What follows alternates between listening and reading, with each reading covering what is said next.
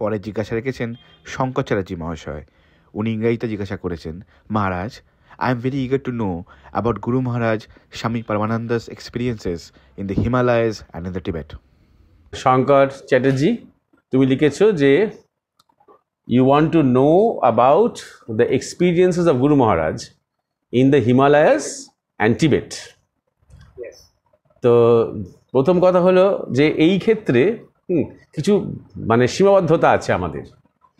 এক নম্বর হচ্ছে যে গুরু মহারাজের জীবন কথার এক অনন্ত, আর তিনি ওইভাবে কখনো সিরিয়ালি আমাদের বলেননি এই হচ্ছে আমার ছোটবেলা, এই হচ্ছে আমার বালকবেলা, এই হচ্ছে আমার হিমালয় ভ্রমণ, এই হচ্ছে আমার তিব্বতের অভিজ্ঞতা, এই হচ্ছে আমার ফিরে আসা।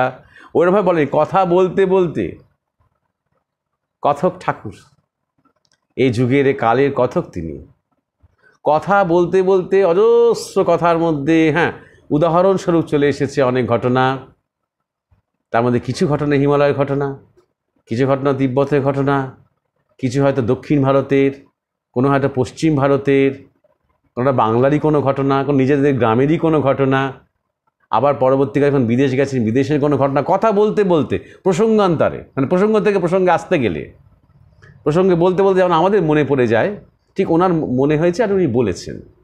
পরবর্তীকালে ওনার জীবনী লেখার যখন চেষ্টা হয়েছে তখন এই সিরিয়ালি তারপর কি হলো আর তারপর কী হলো এই বলতে গিয়ে ওনার খুবই অসুবিধা হয়েছে। উনি আমাদের বলেওছেন, রাত্রিবেলাতে গুরু মহারাজ বলেওছেন যে ওইভাবে ধরে ধরে তো নয়।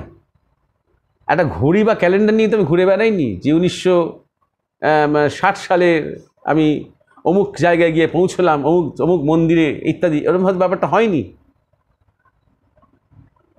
আমরা মাঝে মাঝে গুরু মহারাজকে দেখে মনে হতো উনি যেন পুরাণ পুরুষ, কাল সময় এইসবের যেন ঊর্ধ্বে।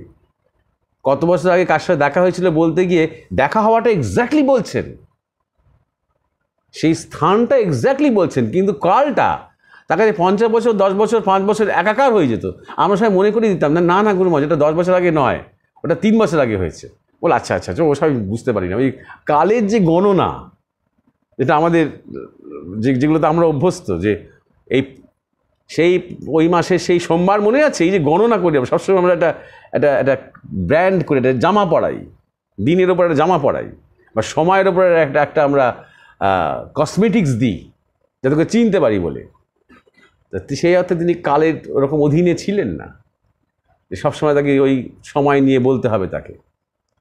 তাই ওই সমস্ত কথা থেকে যেটুকু যেটুকু মাঝে মাঝে কথা প্রসঙ্গে বেরিয়ে আসে সেরকম দেখবে। তুমি যদি কালের কথা প্রথম থেকে ফলো করে থাকো শঙ্কর, তুমি দেখবে যে তার অনেক হিমালয়ের অভিজ্ঞতার কথা আমি বলেছি। তা যেহেতু তুমি জিজ্ঞাসা করেছো, তাই প্রথমবার যখন তিনি বাড়ি থেকে বেরিয়ে গিয়েছিলেন, বলা যেতে পারে তিনি পাগলাগারদ থেকে পালিয়েছিলেন, চলে গিয়েছিলেন সোজা হরিদ্বার ঋষিকেশ। প্রথমবার তিনি যখন গেলেন তখন তিনি প্রথমবারই চলে গিয়েছিলেন কৈলাস মানস সরোবর, এবং তাকে নিয়ে গিয়েছিলেন 2 নাগা সাধু। নাগা মানে নগ্ন, এবং সেই তার একজনের প্রথম যাত্রা।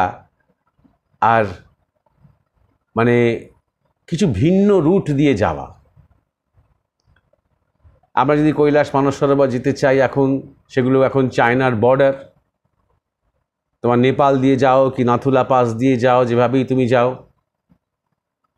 এখন অনেক সে টাকা পয়সা, ফর্মালিটিস, কনসেশন, উমুক তমুক অনেক কিছুর ব্যাপার আছে। কিন্তু এছাড়াও আরও অনেকগুলো রুট আছে যেটা গুরু মহারাজ বলতেন সাধুরা জানে। অন্তত 9টা রুট আছে সাধুরা জানে। সেগুলো হয়তো অনেক দুর্গম, এবং কোনো কোনো রুটে হয়তো মানে জনমনুষ্যই নেই, কোনো গ্রাম নেই। এটা শুনে খুব রোম্যান্টিক লাগছে, কিন্তু যারা যাচ্ছে তাদের কাছে সেটা ভয়ঙ্কর। কারণ কোথাও খাওয়ার কোনো সংস্থান নেই, কোথাও থাকার কোনো সংস্থান নেই। এই অবস্থায় একমাত্র উচ্চকোটির যোগীরাই ওইভাবে যেতে পারেন। হিমালয় কোনো একটা মানে লিনিয়ার জায়গা নয়, একটা বিরাট ছড়ানো জায়গা, বিশাল স্থান হিমালয়, একটা পৃথিবীর এক আশ্চর্য জায়গা। সেটা আমরা যে নর্মাল রুটগুলো চিনি সেই নর্মাল রুটের বাইরেও হিমালয়ের অনেক জায়গা থেকে অন্য জায়গায় কানেক্ট করা যেতে পারে, যে কানেক্টিং রুটটা হয়তো কোনো যোগী বা স্থানীয় কোনো মানুষ তারা জানে, এবং সেটা পার্বতারোহীরা কিংবা ভিজিটাররা, ট্যুরিস্টরা, রক ক্লাইম্বাররা, এরা কেউ জানে না। এটা খুব গুরুত্বপূর্ণ যে প্রথমবারই তিনি কৈলাস মানস সরোবর চলে গিয়েছিলেন 2 নাগা সাধুর কাছে, এবং যাওয়ার পথে এটি বিশেষ গুপ্ত স্থানে তার বাবাজি মহারাজের সাথে দেখা হয়েছিল। ওই একবারই বাবাজি মহারাজের সাথে দেখা হয়েছিল। সবাই নিশ্চয়ই বুঝতে পারছেন যে বাবাজি মহারাজ বলতে আমি কার কথা বলছি, যিনি জনসমক্ষে পরিচিত হলেন শ্যামাচরণ লাহিড়ী মহাশয়ের জীবন কথা থেকে। শ্যামাচরণ লাহিড়ী মহাশয়ের গুরুদেব ছিলেন বাবাজি মহারাজ, যিনি বহু বছর শরীরে আছেন, এবং এই বাবাজি মহারাজ হাজার হাজার বছর আছেন এবং এই কল্পের শেষ পর্যন্ত থাকবেন, মানে আরো হাজার হাজার বছর থাকবেন। এটা শুনেছি গুরুমাজের কাছে। আর একটা কথাও তিনি আমাদের বলেছেন এই প্রসঙ্গে, যে তিনি বাবাজি মহারাজকে 3টে জিজ্ঞাসা করেছিলেন, এবং বাবাজি মহারাজ খুব ছোট্ট করে সেই 3টি জিজ্ঞাসার 3টি উত্তর দিয়েছিলেন। কিন্তু সেগুলো অত্যন্ত গোপন কথা, তাঁদের দুজনের মধ্যেকার কথা, সেগুলো জনসমক্ষে বলার জন্য নয়। 3 নম্বর কথা উনি বলেছিলেন যে দেখ, সাধু সন্ন্যাসী মানেই হিমালয়েতে বাবাজি বলে, বাবাজি মহারাজ কিন্তু ওনার নাম নয়। এটা 3 নম্বর কথা বলেছেন। আরেকটা কথা বলেছিলেন যেটা মজার কথা, সেটা হচ্ছে এই শরীরটা, অর্থাৎ নিজের শরীরটা দেখিয়ে বলেছিলেন এই শরীরটা তখন খুব বাবাজি মহারাজের মতন ছিল, সাদৃশ্য ছিল, যার জন্য বহু জায়গাতে তিনি হিমালয়েতে যখন গেছেন একা একা, তখন গ্রামের লোক এসে তাকে পুজো করেছে এই ভেবে যে ইনি সেই মহাবতার বাবাজি মহারাজ। এই হচ্ছে তার কৈলাস মানস সরোবরের ঘটনা। আরেকটা ঘটনা বলি, এটা আমি কখনো আলাদা করে বলিনি, মনে হয় অনলাইন কোনো ইভেন্টে। একবার তিনি একটি আশ্রমে আছেন হিমালয়েতে, এবার সেই সময় বিকেলের সময় জল আনতে যেতে হবে। সে আশ্রম বা সেই মঠের অধ্যক্ষ দায়িত্ব দিলেন বালক গুরু মহারাজকে, যেটা জল নিয়ে এসো তো ভাবা। তা তিনি জল আনতে গেলেন। অনেকটা উঠতে হয়, অনেকটা চড়ায় গিয়ে একটা ঝর্ণা থেকে সেই জলটা সংগ্রহ করে নিয়ে আসতে হয়। তা জলটা নিয়ে তিনি এক হাতে জলটা নিয়ে আর এক হাতে লাঠি নিয়ে তিনি তত করে নেমে আসছেন, যতটা কষ্ট করে তাকে উঠতে হয়েছিল। হ্যাঁ, নামাটা সহজে হচ্ছে। হঠাৎ সেই সরু রাস্তার সামনে একটা বিরাট ভাল্লুক। আর ভাল্লুক ওই রকম পাহাড়ি ওরকম বুনো জায়গাতে বিপজ্জনক ব্যাপার, জড়িয়ে ধরবে একেবারে, সেই মুখ থেকে একদম হৃৎপিণ্ড ছিঁড়ে নেবে, সাংঘাতিক কাণ্ড। আর গুরুমাজ বললেন আমি তখন বালক, আমি কী করে বুঝতে পারছি না, আমি সেই ঝাঁপ নিয়ে এরকম করে ঢুল এগিয়ে আসছে, পাশ কাটানোর কোনো উপায় নেই, পালাবো কিনা বুঝতে পারছি না, মানে থতমত খেয়ে গেছি। পালানোটা সহজ হবে না, কারণ পালাতে গেলে ও চড়াই। বলছে আমার কী মনে হলো, হতভম্ব হয়ে গিয়ে আমি লাঠিটা এগিয়ে দিলাম সেই ভাল্লুকটার দিকে। ভাল্লুকটা সেই লাঠিটা নিয়ে এবার খেলতে আরম্ভ করলো, এরকম করে লাঠিটা নিয়ে খেলতে আরম্ভ করলো। আর তখন কোনো রকম পাশ কাটিয়ে ওখান থেকে বেরিয়ে আবার আশ্রমে চলে গেলেন। সেই মহন্ত সব শুনে বললেন যে ভাগ্যিস তোমার লাঠিটা ছিল এবং তুমি বুদ্ধি করে লাঠিটা দিয়েছো।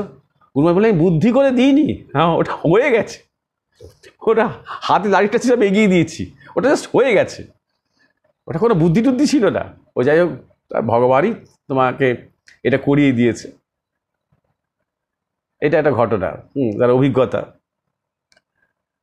আরেকটা ঘটনা, সেটা আমি হয়তো বলেছি, এবং চমকপ্রদ ঘটনা একটা। গভীর রাত্রিরে তিনি ওই হিমালয় পথে পথে হাঁটছেন, গভীর রাত্রি, অন্ধকার হয়ে গেছে, ক্ষুধায় কাতর হয়েছেন, বিশ্রামের জন্য শরীর ব্যাকুল হয়েছে। তা তিনি দূরেই একটা আলো দেখতে পেয়েছেন। ওই রকম অঞ্চলে দূরে কোথাও ছোট্ট আলো দেখতে পাওয়া মানে ধুনির আগুন হবে, আর ধুনির আগুন হবে মানেই সেখানে নিশ্চয় কোনো সাধু আছে, আর সাধু আছে মানেই একটা কিছু ব্যবস্থা হয়ে যাবে, অন্তত আগুনের পাশে তো একটু রাতটা কাটানো যাবে, একটা কিছু ব্যবস্থা হয়ে যাবে। আপনি কিচ্ছুটি দেখতে পাচ্ছেন না, এত এত ঘুটঘুটি অন্ধকার। তিনি শুধু ওই আগুনের দিকে তাকিয়ে এগিয়ে যাচ্ছেন, মানে রাস্তাটা কোথায় বেঁকেছে, রাস্তাটা কোথায় নেমেছে, কোথায় চড়ায়, কোথায় উতরায়, কোথায় খাদ, কিচ্ছু দেখা যাচ্ছে না। তিনি আগুনের দিকে তাকিয়ে শুধু সোজা হেঁটে যাচ্ছেন। তার মনে হলো কি যেন নরম নরম নরম নরম কি একটা উপর দিয়ে তিনি হেঁটে গেলেন যেন মনে হলো। অনেকটা হেঁটে যাওয়ার পর সেই সাধুর কাছে পৌঁছালেন। সাধুই ছিলেন। সাধু বললেন যে, কোথা দিয়ে এলে তুমি? তখন আমার কেন এই সামনে দিয়ে। সাধু একটু অবাক হয়ে চুকুচকে তাকালেন, বললো আচ্ছা ঠিক আছে আ যাও। তা এলেন। গুরু মহারাজকে হয়তো তিনি সামান্য যা কিছু ছিল, হ্যাঁ, একটু খাবার টাবার দিলেন, ঘুমিয়ে পড়লেন। গুরু মহারাজ ক্লান্ত ছিলেন। পরের দিন সকালে সেই মহাত্মা গুরু মহারাজকে ডেকে বললেন, আ যাও বেটা দেখো। দেখালেন যেখান দিয়ে সামনের দিক বলছেন গুরু মহারাজ, সেখানে শুধু অন্তহীন খাদ, কিচ্ছু নেই। অনেক দূরে সেই খাদ পেরিয়ে সে মানে সে জঙ্গলের, হিমালয়ের জঙ্গলের পথ আছে। মানে সাধুর কাছে পৌঁছতে গেলে অন্যভাবে অন্য দিক দিয়ে ঘুরে ঘুরে ঘুরে ঘুরে পেছন দিয়ে আসতে হয়। বলে তাই জন্য আমি তোমায় জিজ্ঞাসা করলাম যে তুমি কিভাবে এলে। তখন গুরু মহারাজ মনে মনে ভাবলেন একটু স্থির হয়ে। তখন বুঝলেন যে আমি তখন খুব মায়ের চিন্তা করছিলাম। মা মানে মা জগদম্বা, ইষ্ট মা, ইষ্টদেবী, মাতৃ চিন্তা করছিলাম তখন। আর এই আগুনটার দিকে তাকিয়ে ওই মায়ের স্মরণ করতে করতে আমি হাঁটছিলাম। সম্পূর্ণ শরণাগত হয়েছিলাম বালকের মতন। ওই পায়ের তলায় তলায় মাই হাত পেতে দিয়েছে। প্রতিবার আমি পায়ে স্টেপ নিয়েছি আর মাই এভাবে হাত পেতে দিয়েছে, এরকমভাবে হাত পেতে দিয়েছে। ওই জন্যে যেন মনে হলো শেষ অনেকটা হাঁটা যেন কি নরম নরম কিছুর উপর দিয়ে হেঁটে যাচ্ছি। এইটা একটা ঘটনা। এরকম বহু ঘটনাই আছে। মাঝে মাঝে অনেক কিছু বলতেন। আর এমনও বলতেন যখন আমরা বলতাম যে আপনি কীরকম ধরনের মহাত্মা দেখেছেন, উনি বলতেন যে বেশিরভাগই দেখেছি যে ভণ্ড, আবার কেউ কেউ খুব ভালো সৎ, অনেক কিছু শেখার তাদের কাছ থেকে। আবার এমন এমন স্থিতির মহাত্মা দেখেছি যাদের মানে বুকের মধ্যে হয়তো হাজার রামকৃষ্ণ খেলে বেড়ায়, তারা এমন স্থিতিতে। তখন জিজ্ঞাসা করেছি, তাদের সাথে কথা হয়েছে? বলছে হ্যাঁ। তারা হয়তো জিজ্ঞাসা করেছে, এমনও হয়েছে তারা জিজ্ঞাসা করেছে কোত্থেকে এসেছ। তখন হয়তো বলেছি বাংলা থেকে এসেছি। তখন ভালো করে বুঝতে পারেননি যে সেটার মানে কি, বাংলা বলতে কোথায়। তা বলছে যে ওইখানে ওই অঞ্চলে কোনো মহাপুরুষের নাম বলো। তা গুরু মহারাজ বলেছেন ঠাকুর রামকৃষ্ণ, শ্রীরামকৃষ্ণ। তখন তিনি ধ্যানস্থ হয়ে গেছেন। আর তারপরে চোখ খুলে বলেছেন সাক্ষাৎ নারায়ণ, সাক্ষাৎ নারায়ণ বলেছেন। এইরকম ধরনের হয়েছে। অনেকে আছেন যারা হয়তো মৌন, কথা বলেন না, তাদের সাথে ভাব বিনিময় হয়েছে। বহু এরকম প্রাচীন অনেক মহাত্মা, অনেকের সাথে তার দেখা হয়েছে। যে দেখা হওয়ার কিছুকাল পরে তারা শরীর ছেড়ে দিয়েছে। কার হয়তো 500 বছর, কার হয়তো 1000 বছর, হয়তো 1200 বছর, এরকম বয়স। শুধু যে জ্ঞানগঞ্জেই এরকম ধরনের বয়সী যোগীরা থাকেন তা নয়। সে দুর্গম, যে কেউ সেসব জায়গায় পৌঁছতেও পারবে না। আর সেই জায়গায় গেলেও যে কারো সেরকম দর্শন হবে না। তাই যখন গুরু মহারাজ বলেছেন, আমরা অনেক ক্ষেত্রে দেখিয়েছি যে অনেক প্রাচীন মহাত্মা যারা গুরু মহারাজের সাথে সঙ্গ করেছেন, সঙ্গ হয়েছে মানে দেখা হয়েছে, সেই দেখা হওয়ার পর তারা বেশি দিন শরীরে থাকেননি। জিড্ডু কৃষ্ণমূর্তির ক্ষেত্রেও তাই হয়েছে। এগুলো সবাই জানে এদের কথা, তাই জন্য নাম বলছি। আরেকজন ছিলেন বালযোগী। দক্ষিণ ভারতে। তার ক্ষেত্রেও তাই হয়েছে। তার বৈশিষ্ট্য ছিল তিনি একটি জায়গায় বসেছিলেন বছরের পর বছর। ছেলেবেলায় গরু চড়াতে গিয়ে তিনি আর ফেরেননি। বাড়ি থেকে আঁক পাক করে খোঁজাখুঁজি করতে করতে জানতে পারা গেল তিনি গাছের তলায় বসে আছেন এবং ধ্যানস্থ হয়ে আছেন, কোনো সাড়া দিচ্ছেন না সেই বালযোগী। এবার সেইখানে তিনি বসে থাকলেন। তার মা গিয়ে খুব কান্নাকাটি করলেন। ওই মায়ের কান্নাকাটি শুনে তিনি একবার শুধু চোখ খুলে বলেছিলেন যে, মা তুমি বাড়ি ফিরে যাও, আমি অন্য কারণে পৃথিবীতে এসেছি, আমি এই সাধনার মধ্যেই থাকবো, তুমি আর আসবে না। করে তিনি ওই সমাধির মধ্যেই ছিলেন। এবং তখন ইংরেজ আমল, এবং তাকে ঘিরে তখন একটা ভিড় হতে আরম্ভ করলো। কারণ ধ্যানস্থ ব্যক্তি বা যার মধ্যে বিশেষ কোনো শক্তি কাজ করছে, তার সেই শক্তির প্রভাব কাজ করে। শুধুমাত্র যে লোকে একটা কৌতূহলী আসছে তাই নয়, লোকের মনে হচ্ছে এখানে কিছু পাওয়া যাবে, এখানে কিছু বিশেষ শক্তি কাজ করছে, বিশেষ কিছু কৃপা আছে, এইটা মনে করছে। তো তিনি প্রায় 65 বছর 70 বছর ওই অবস্থায় এক জায়গাতে। পরবর্তীকালে যখন তাকে ঘিরে বেশ ভিড় হতে আরম্ভ করলো এবং একটা বিশৃঙ্খলা আরম্ভ হলো, তখন তিনি আরেকবার চোখ খুলেছিলেন। যারা প্রথম থেকে খুব যাতায়াত করে তাই তিনি নির্দেশ দিলেন, তোমরা দরকার হলে এখানে একটা ছোট্ট মতন মাথার উপর একটা চাল করে নাও, যাতে ভেতরে আমি থাকতে পারি। বছরে একদিন, এই শিবরাত্রির দিন, বছরে একদিন দরজা খুলবে, যাতে মানুষ আসতে পারে, প্রণাম করতে পারে, ব্যাস। আর ওই বছরে একদিনই আমি সামান্য একটু দুধ খাবো, ব্যাস। আর কিচ্ছু করতে যেও না, যা বললাম ঠিক তাই করো। এবং তাই হতো। ওই বছরে একদিন শিবরাত্রির দিন বিরাট ভিড় হতো, বিরাট লাইন পড়তো। ওই রকমই একটা লাইনে গুরু মহারাজ একবার দাঁড়িয়েছিলেন, তার সাথে আরও 2-1 ছিল, অন্ধ্রপ্রদেশে কিছু ভক্তরা ছিল। সুন্দর তার শরীর, খুব উন্নত। ওই গোমুখ আসনে বসে থাকতেন, অনেকটা লোকনাথ ব্রহ্মচারীর মতন, যে আসনে তিনি বসে থাকেন ছবিতে দেখি আমরা, বেশ উজ্জ্বল। কিন্তু পা দুটো রোগা, সরু, ছোট, যেহেতু ব্যবহার নেই। বাদ বাকি কোমর থেকে পুরো শরীরটা খুব উজ্জ্বল, খুব সুন্দর। তা সবাই প্রণাম করছে আর চলে যাচ্ছে, প্রণাম করে চলে। উনি ধ্যানস্থ হয়েই আছেন, এমন নয় যদি তাকিয়ে আছেন বা আশীর্বাদ দিচ্ছেন, কিচ্ছু নয়, ধ্যানস্থই আছেন। তো গুরু মহারাজ যখন প্রণাম করলেন, সঙ্গে সঙ্গে তার শরীরটা দুলে উঠল এবং তিনি ধাপ করে সামনে তার মাথাটা পায়ে মাটিতে ঠেকল। আর সঙ্গে সঙ্গে এটাতে তো অভ্যস্ত নয় যে অর্গানাইজার, তার সঙ্গে সঙ্গে হই হই হই করে উঠল যে না, বন্ধ করো বন্ধ করো, আজকে উনি অসুস্থ, শরীর খারাপ, ইত্যাদি ইত্যাদি। গুরু মহারাজ কিছু বললেন না। তিনি বেরিয়ে এসে যারা তার সঙ্গে ছিলেন সঙ্গীরা, তাদের শুধু বললেন চুপি চুপি বাংলায়, আর বেশি দিন শরীর থাকবে না, এবার শরীর ছেড়ে দেবে। তা ঠিক তাই হয়েছিল। তার 1 মাসের মধ্যেই বালযোগী শরীর ছেড়ে দিয়েছিলেন। সেদিন যেহেতু বন্ধ হয়ে গেল, সবাই খুব হতাশ হলো। তখন অনেকেই প্রণাম করা বাকি, অনেক ভক্তরা দর্শন করবে। তখন অর্গানাইজার গুরু মহারাজকেই বলল যে, আপনি তো একজন মহাত্মা মানুষ মনে হচ্ছে, আপনি সাধু সন্ন্যাসী, আপনি একটু কথা বলুন সবার সাথে, যে আমরা তো আসি, সঙ্গ করি, প্রণাম করি, সবই করি, কিন্তু উনি তো কথা বলেন না।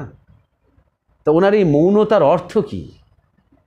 তখন গুরু মহারাজ সবাইকে বলেছিলেন যে ওনার এই মৌনতার অর্থ, তিনি জগৎকে মেসেজ দিচ্ছেন যে তোমরা একটু অন্তর্মুখী হও, অত চঞ্চল হইও না, অত জগৎ নিয়ে দুশ্চিন্তা করো না, অত লাফালাফি, অত উদ্বেগের কিচ্ছু নেই। শুধু একটু অন্তর্মুখী হও, একটু চুপ করো, একটু স্থির হও, সেখানেই শক্তি, সেখানেই প্রেম, সেখানেই শান্তি, সেখানেই নিশ্চয়তা। তো এটা শুধু বালযোগীর ক্ষেত্রে নয় বা জিডু কৃষ্ণমূর্তির ক্ষেত্রে নয়, এদের কথা জানতো, এদের কথা মিডিয়া থেকে শুরু করে সাধারণ মানুষ অনেকেই জানতো।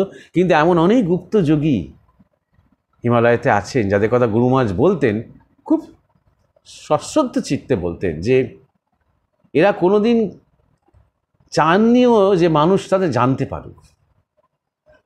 অথচ এদের যে গবেষণা, এদের যে মনন, এদের যে ধ্যান, এদের যে প্রার্থনা, তাই জন্যই এই জগৎটা টিকে আছে। এরা কত যুগ ধরে এই জগতের কল্যাণের জন্য কত সাধনার মধ্যে ডুবে আছে, এই কথা তিনি বলতেন। তেমনি কেউ কেউ যখন তাকে মানে একে অপরকে তিনি দর্শন করতে গেছেন, এক অর্থে তাদেরও দর্শন হয়েছে। এদের মধ্যে যাদের দর্শন হয়েছে, যারা খুব প্রাচীন বৃদ্ধ শরীর, তারা সবাই, প্রায় সবাই গুরু মহারাজকে দেখার পর কিছু কালের মধ্যে, কিছু সপ্তাহের মধ্যে বা কিছু মাসের মধ্যে শরীর ছেড়ে দিয়েছেন। গুরু মহারাজকে আমি জিজ্ঞাসা করেছিলাম, তা নাকি এক অর্থে আপনাকে দেখার জন্য অপেক্ষা করেছেন? উনি তখন বলেছেন যে সচেতনভাবে নয়, তবে অবচেতনে হ্যাঁ। তাদের যে জ্ঞান, তাদের যে পুণ্য, যে প্রকাশ তারা নিজেদের মধ্যে জেনেছেন, তার এক নররূপ দেখার যে এক বা আস্বাদন করার যেটা ব্যাকুলতা, এই খুব মানে এই আদি ভক্তির টান। যে 16 জন ঋষি তারাই রামের কাছে প্রার্থনা করে একদিন বৃন্দাবনের গোপী হয়েছেন। সেই তাদের যে জ্ঞান, সেই জ্ঞানের রূপ, যে বিগ্রহ, যে চলমান জ্যান্ত নররূপ, নরলীলা বলি আমরা, সেই বিগ্রহের সাথে হাসবো, গাইবো, রাগ করব, অভিমান করব, নাচবো, হ্যাঁ, ভালোবাসবো, এই স্পৃহা থেকে। তাই জন্যে এই এক কৃপা তাদের ওপরে। আর তখন আমি দ্বিতীয় কথা জিজ্ঞাসা করেছিলাম গুরু মহারাজকে, যে যখন দেখা হচ্ছে তখন কি বুঝতে পারছে তারা? তখন গুরু মহারাজ বলেছিলেন যে না, বুঝতে পারলে সঙ্গে সঙ্গে শরীর ছুটে যাবে। আমি যখন সরে গেছি, দর্শন যখন শেষ হয়েছে, হয়তো 2-1 দিন থেকেছি, তারপর যখন চলে গেছি, তারপরে আস্তে আস্তে আস্তে আস্তে সেই কোথাও যেন তাদের মনে হচ্ছে যে কি ব্যাপারে ছেলেটাকে ভুলতে পারছি না কেন। তো সাধারণ একটা ছেলে এসেছিল, প্রণাম করলো, থাকলো, কি এটা কি আমার মায়ায় পড়লাম এই বয়সে? এই যখন বিচার করতে করতে করতে করতে যখন যত বুঝতে পারছে, তত শরীর ছাড়ার দিকে এগিয়ে যাচ্ছে সে।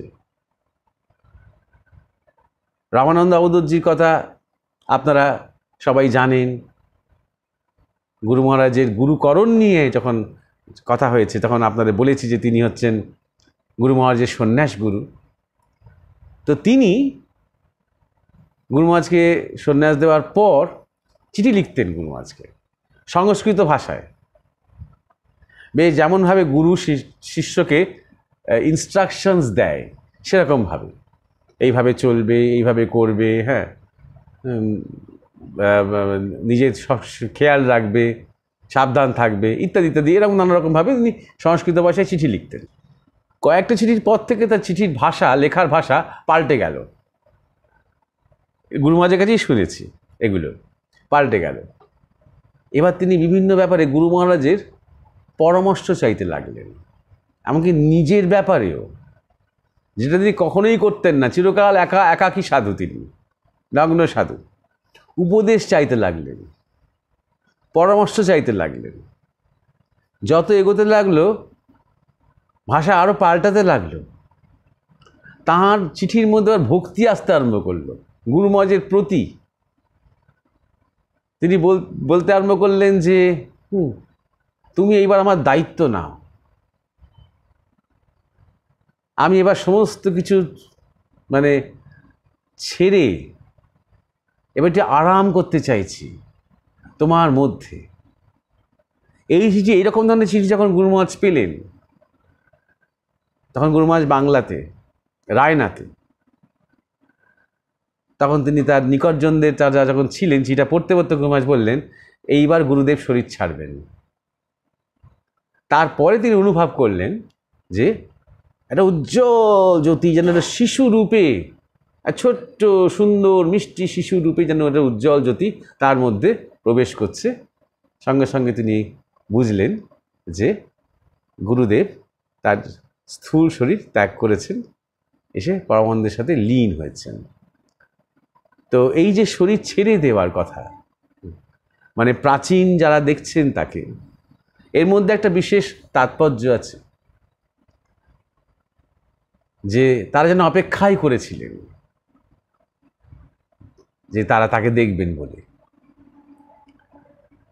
আর আরও একটা দিক ছিল, হেন আমি আগেও বলেছি যে হেন সম্প্রদায় নেই, হেন মন্দির নেই, হেন গির্জা নেই, হেন মসজিদ নেই, হেন আশ্রম নেই, হেন মঠ নেই যেখানে তিনি যাননি। সমস্ত জায়গায় গেছেন, আমরা তার প্রমাণও পেয়েছি। যখন তার সাথে যখন ঘুরেছি তখন বর্ণনা করেছেন এইখানে আমি আগে এসেছি, সেই প্রত্যন্ত প্রত্যন্ত জায়গায়। সে বলা হয় না পাণ্ডবরা ভারতবর্ষ চষে বেরিয়েছে, তাই পাণ্ডব বর্জিত বলা হয়। কোনো একটা জায়গায় কেউ যায়নি, একেবারে পরিত্যক্ত বলা হয় পাণ্ডব বর্জিত। অর্থাৎ এমন একটা জায়গায় যেখানে পাণ্ডবেরাও যাননি। তা সেই রকম গুরু মহারাজের মধ্যে এমন কোনো জায়গা নেই যেখানে তিনি যাননি, বিশেষ করে কোনো ধর্মীয় উল্লেখযোগ্য কোনো ধর্মীয় স্থান। এই করতে গিয়ে তিনি সেই পরম্পরা, সেই অভিমত, সেই উপাসনা পদ্ধতি যেমন দেখেছেন জেনেছেন, তেমন তার উপস্থিতির জন্য সেগুলো রিচার্জড হয়েছে, সেগুলো পুনরায় তার মধ্যে একটা শক্তি আয়ন হয়েছে। এটা আরেকটা কারণ। আরেকটা কথা, তিব্বতের কথা প্রসঙ্গে বলতে গিয়ে মনে পড়ে গেল, জ্ঞানগঞ্জের কথা তিনি মাঝে মাঝে বলেছেন, খুব বেশি বলেননি, এবং তিনি জ্ঞানগঞ্জ শব্দটা কম ব্যবহার করতেন। তিব্বতের এক গুপ্ত স্থান, তিব্বতের এক তন্ত্রস্থান, এভাবে বেশি শব্দটা ব্যবহার করতেন। গুরুগঞ্জের কথা তো সব জানি, যেখানে সেটা তো আমি আগেও বলেছি, আমি আজ রিপিট করছি না, যেখানে উনি দেখেছিলেন যে 12 জন সদ্গুরু একটা বিরাট জায়গাতে কিছুটা সূক্ষ্মভাবে রয়েছেন, তাদের আশ্রমটাকে তারা অদৃশ্য করে রেখেছিলেন। সেখানকার কথা তো আমি বলেইছি, সেটা ঠিক জ্ঞানগঞ্জ নয়, সেটা গুরুগঞ্জ বলা যেতে পারে। সেটা আমরা নাম দিই, কোনো কিছু নাম নিয়ে মাটি থেকে জন্মায় না, আমরা সবসময় নাম দিই। পাখির নাম কি, গাছের নাম কি, পাহাড়ের নাম কি, জায়গার নাম। ওই স্থানটাই হয়তো অন্য কোনো পরম্পরায়, অন্য কোনো ধর্মমতে, অন্য কোনো নামে অভিহিত করা হয়। যেমন জ্ঞানগঞ্জের ক্ষেত্রেই শামবালা, সাংগ্রিলা, নানা রকমের নাম আছে, কারণ শুধুমাত্র ভারতবর্ষের যে ধর্ম তাদের কাছেই পবিত্র নয়, শিখেদের কাছেও পবিত্র, বৌদ্ধদের কাছেও পবিত্র, জৈনদের কাছেও পবিত্র। কারণ এই বৌদ্ধ, জৈন, শিখ, হিন্দু এই ভাগগুলো আমাদের, এই শ্রেণীবিন্যাস এগুলো আমরা করি। কিন্তু ওই ধরনের যে যখন জায়গা আছে, ওটা মানবতার জন্য, ওটা সভ্যতার জন্য, ওটা পুরো এই সোলার সিস্টেমটার জন্য, ওটা কোনো বিশেষ সম্প্রদায়ের জন্যেও নয় আর সম্প্রদায়ও নয়। যদি কোনো জ্ঞানগঞ্জে যাওয়ার অধিকার কারোর হয়, তিনি হিন্দু বলে অধিকার হলো আর তিনি মুসলমান বলে অধিকার হলো না, সেরকম নয়। তো যাই হোক, একটা গুপ্ত স্থানের কথা তিনি আমাদের বলেছিলেন, যেখানে অনেক রকমের পরীক্ষা আছে সেই বিশেষ তন্ত্র সাধনার, মানে উচ্চতম মার্গে পৌঁছানোর জন্য।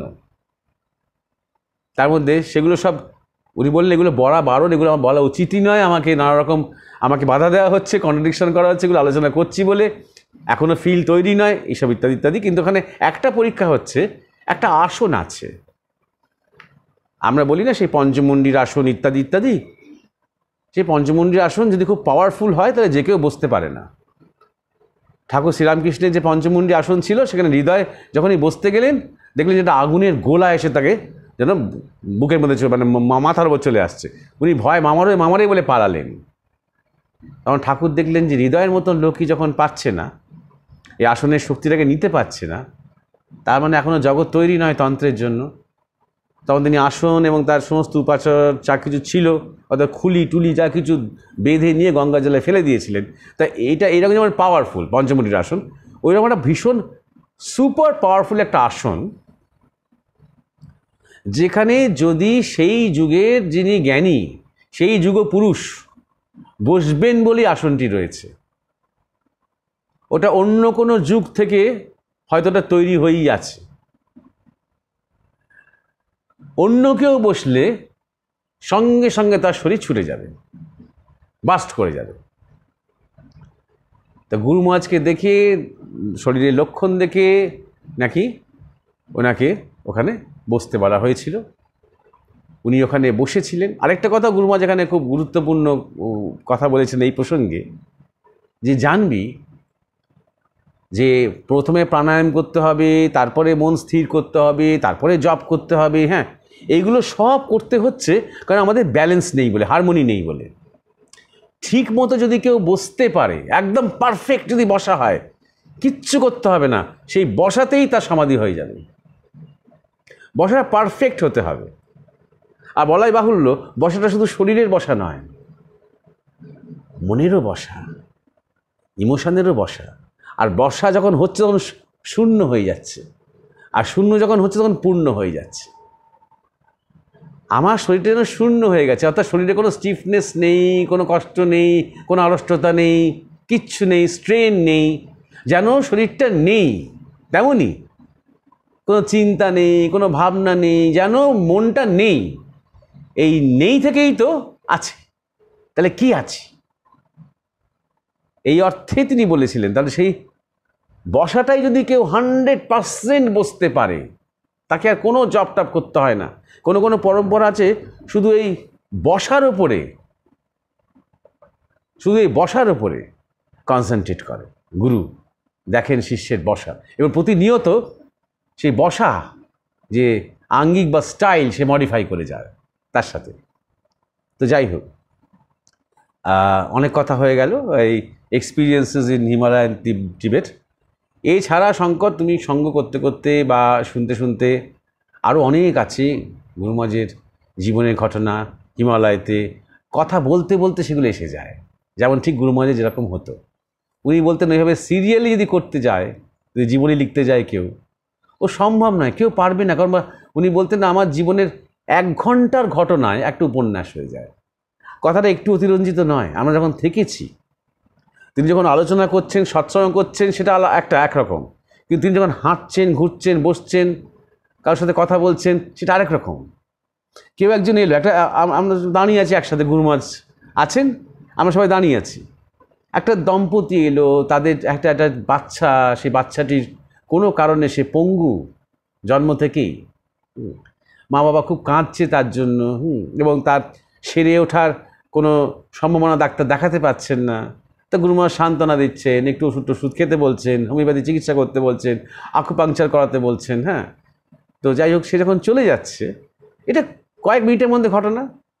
গুরু মহারাজ পুরো হুবহু এই 3 জনের পূর্বজন্মের প্রারব্ধ গল্পটা বলতে আরম্ভ করলেন। কেন এই অবস্থাটা হলো, এই বাবা, মা এবং সন্তান 3 জনের প্রারব্ধ, এবং কেন একে অপরের সাথে রিলেটেড, কীভাবে রিলেটেড, পুরো ব্যাপারটা 5-6 মিনিটের মধ্যে হয়ে গেল।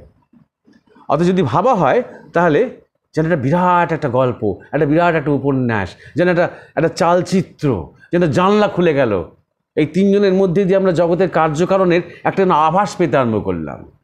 এইভাবে তার প্রত্যেকটা মুহূর্তেই একটা অবিস্মরণীয় রোমহর্ষক অভিজ্ঞতা।